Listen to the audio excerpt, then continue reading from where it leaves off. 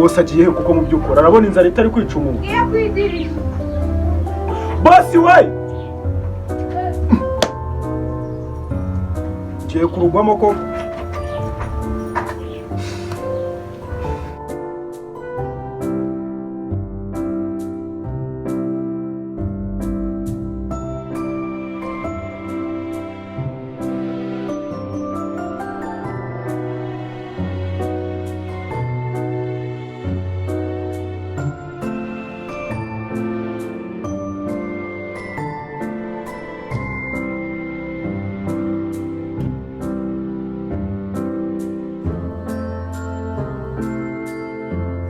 akose koko nka boss mu byukuri nka boss ababona inzara itagiye kutsinda mu rugo rwe nta memba nagira ute nta mirire imbabura yarumye ndamanuye ubungubu ubusa koko mana yanjye ibi ni ibiki nzasubire si wacu Nyamasheke ngiye gusubira kwa gakwavugera ibintu ntabwo ndabyanga boss we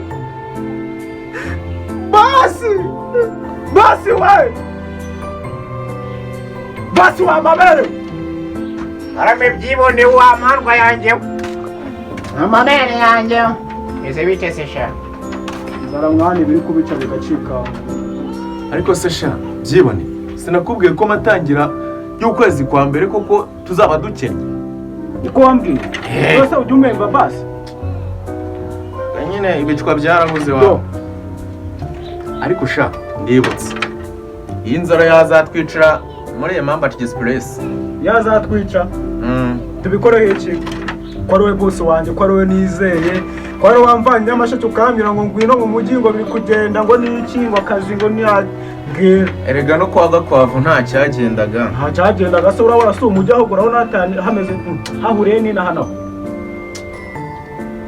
ubundi kubaza kandi aba boss b'imbojo nabo babusigaye babaho nanga abakozi b'inturi genda abantu rumbutse uyu mu boss ngo Josh Party muranashakara n'abagore barashaka inumbi za uzakwiyahura ziba amaberewe umukobwa uzagushakaho ahubwo uzagushakaho wirirwa mbungisha reka tuve muri ibyo inzara itazaza kanizere kandi agatekerezo kazi mugiye kuzana hano hari amakarasi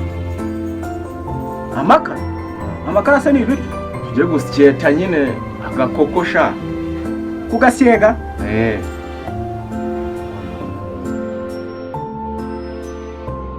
wajya gufite ubwoba sha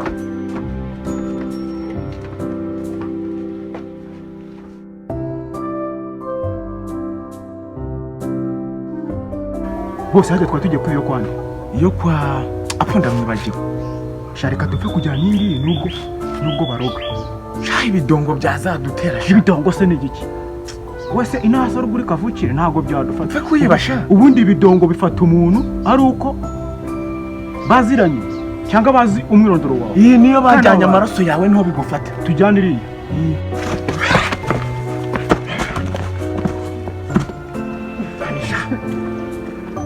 kwara wa mabere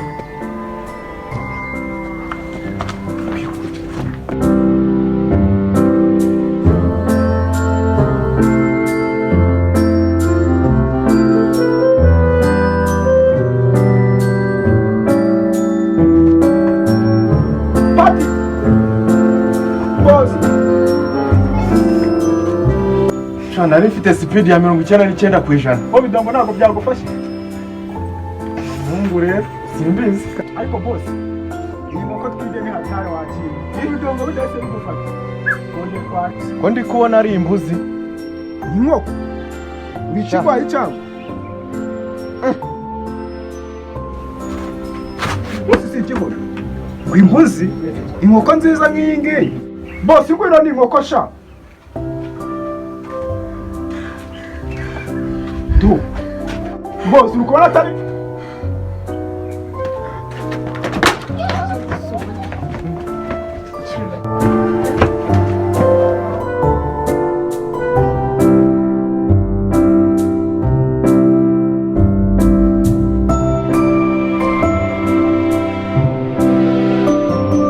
niko mwabihambamo nyamugize ngo murancitse sha ndabereka azana Yesu boss we taka mbuzi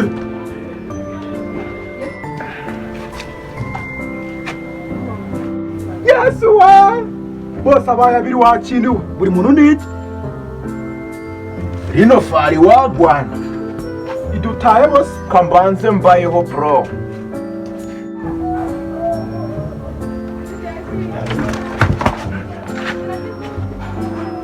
Yesu we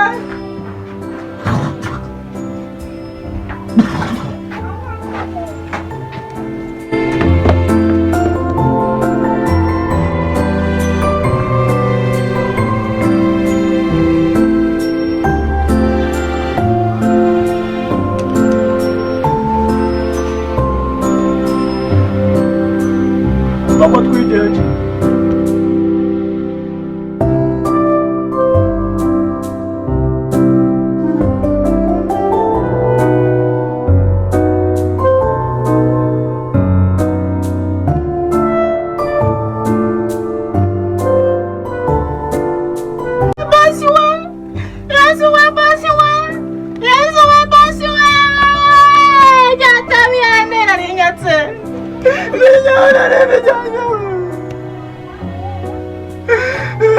wachize mbandu amagara bandu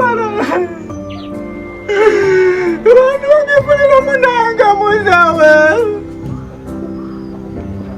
bandu bakefera kwa muzate basebo amena wachize Bwenene wachize sasa tujya kwiga bampa kula balodinga wakubira kuwa mugore kwa mugara wakubita kubigereya. Haleluya Amen. tujya kwiga nyine nakundi tujya kwibaga nakundi bosi wa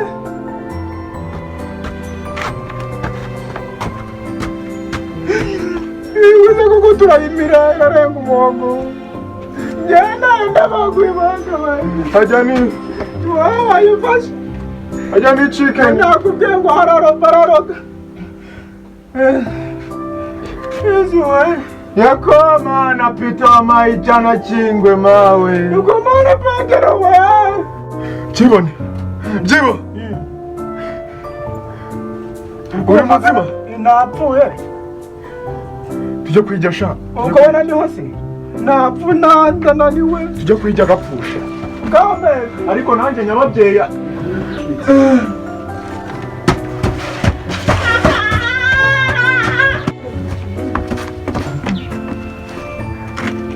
hano n'ubundi wavutse iyi mbuzi n'ubundi hapfa igikenya hapfa wavutse Uri kubona ukuntu ibaya wakinuwe. ni sitari gesita Bombo kla.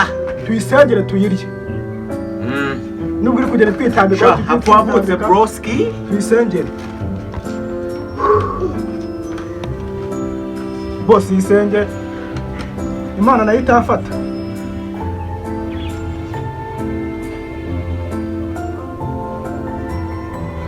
Bantu bagola magwala. sebo Bantu bakwirako. bantu bakifurira munange muza Bwenene. bantu bakikurira Bampa kula balodinga bakubira kwa mugore bakubita kubigereya. amena bose kanzaza n'udukoresho tuyikemure narebe tubikurikira Zana nzwezwe nyure mbe nzwezwe nyure. urayiteka Genda uzanire cya cyuma sha. eh Zanira ya futugenge mbe. sawa naribi